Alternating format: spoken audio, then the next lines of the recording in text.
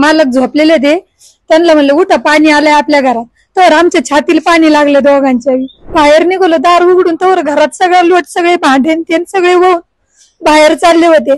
आम्ही तसंच निघून तिकडे बाजूला जाऊन उभा राहून बघत होतो. सगळं दागिने पैसे मागणी केली, पण पालकमंत्री ते नाही आले इकडे, ते तिकडूनच गेले. आमचे दागिने पैसे धान्य काहीच नाही राहिलं, सगळं गेलं. हो, जेवढी शक्य होईल तेवढी मदत केली तर बरं होईल, म्हणजे आम्ही व्यवस्थित आमचा संसार उभा राहील. दोन्ही सांड्याचं पाणी एकत्र केल्यामुळे गावाला धोका झाला, त्याच्यामुळे हे नुकसान झालेली आहे. गेल्या 2 दिवसापासून राज्यभर मुसळधार पावसाने हजेरी लावली आहे. अहिल्यानगर जिल्ह्यातील देखील मुसळधार पावसाने कहर केला असून पाथर्डी तालुक्यातील करंजी या गावात आपण आलेलो आहोत. या ठिकाणी काल चक्क ढगफुटी सदृश्य पाऊस झाला. यामुळे अनेक ठिकाणी नद्यांना पूर आल्याचं देखील दिसतंय. आपण एका करंजी या ठिकाणी एका घरात आलेलो आहोत. या घरामध्ये बघितलं तर अक्षरशः या ठिकाणी चिखलाचं साम्राज्य तयार झालेलं आहे. गृहोपयोगी वस्तू असो किंवा घरातलं सर्व साहित्य हे पूर्णपणे पाण्याने वाहून नेलेलं आहे. या ठिकाणी बघू शकतात आपण की घरातल्या छोट्या मोठ्या वस्तू ह्या पूर्णपणे चिखलात आहे. पूर्ण घर हे उद्ध्वस्त झालेलं आहे. एकंदरीत शासनाने देखील या ठिकाणी पाहणी केलेली आहे कालपासून. मात्र या ठिकाणी आपण आता जे नागरिक आहेत त्यांच्या घरी आलेलो आहोत, त्यांना विचारूयात. ताई, काल पाऊस झाला, एकंदरीत घरात नेमकं काय परिस्थिती आहे, काय झालंय, तुमच्या घराचं काय नुकसान झालंय? पाऊस चालू होता ना, मी बघितलं पाणी नदीतच चाललेलं होतं. मी आत येऊन बसले, माझ्या खाली पाणी आलं अचानक. मी म्हणलं पाणी कसं काय आलं म्हणून पाहायला आले, तर गुडघ्यापर्यंत पाणी लागलं. मालक झोपलेले ते, त्यांना म्हणलं उठा पाणी आलंय आपल्या घरात, तर आमच्या छातीला पाणी लागलं दोघांच्या. आम्ही हाताला हात धरले, बाहेर निघालो, दार उघडून तर घरात सगळं लोट, सगळे भांडे ते सगळे वाहून बाहेर चालले होते.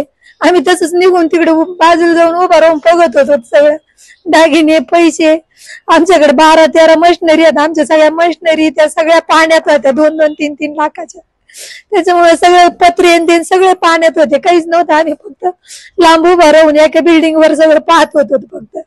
आज मंत्री महोदय येऊन गेले, खासदारही येऊन गेले, काही त्यांच्याकडे मागणी केली हे मदतीसाठीची मागणी केली, पण पालकमंत्री ते नाही आले इकडे, ते तिकडूनच गेले. इकडे यायला रस्ताच नव्हता, त्याच्यामुळे ते तिकडून गेले. फक्त सुजय दादा आणि निलेश लंके साहेब ते आले, तेव्हा ते म्हणले पाहू आम्ही. त्यांनी सगळे बघून गेले ती परिस्थिती झाली.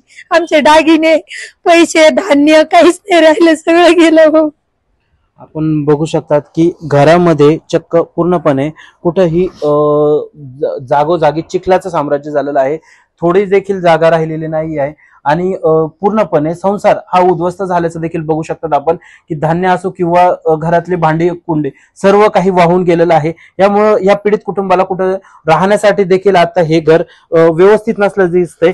आपल्या सोबत इथं बाबा देखील आहेत. बाबांना आपण विचारूयात. बाबा, काल पाऊस झाला एवढा मुसळधार, काय नेमकं घरामध्ये परिस्थिती राहिली, आता किती नुकसान झालेलं आहे? भरपूर नुकसान झालेलं आहे. मशिनरी सगळ्या पाण्यात गेलेल्या आहेत, भांडे कुंडे सगळे चिखलाने भरलेले आहेत, काही धान्य गेलेले आहे भिजून, काही दळणं बुजवलेले आहेत, गाळ सगळं घरात झालेलं आहे. प्रशासनाला जेवढी शक्य होईल तेवढी मदत केली तर बरं होईल, म्हणजे आम्ही व्यवस्थित आमचा संसार उभा राहील. बाबा, एवढ्या वर्षापासून कधी एवढा पाऊस झालेला कधी आपण बघितला किंवा हा पहिल्यांदा झाला की याआधी असं कधी झालं होतं पावसाचं? 72 तलाव झालेला आहे, त्याच्यामुळं तेव्हापासून काही झालेलं नाही.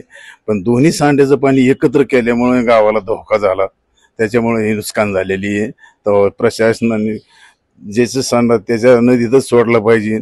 हे 2 नदीच्या एकत्र केल्यामुळे एवढी नुकसान झालेली आहे. त्याच्यामुळं